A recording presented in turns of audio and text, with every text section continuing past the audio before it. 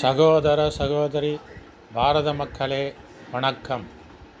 குடியரசு தினநாள் நல்வாழ்த்துக்கள். தேசம் மிகவும் முக்கியமானது.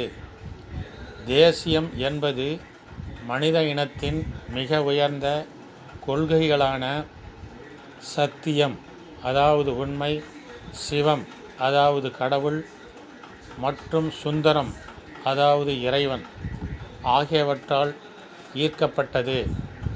இந்தியாவை, இந்திய மதங்களை, பாரத மதங்களின் மக்களை, கோயில்களை, உடைமைகளை, இலக்கியங்களை, நாகரிகங்களை, பண்பாடுகளை காப்போம், வளர்ப்போம், உயர்வோம், வாழ்வோம். அதற்கு இந்தியா முழுவதும் சமத்துவ, சமூக நீதி, ஜனநாயக பிஜேபி ஆட்சியை அமைத்திடுவோம்.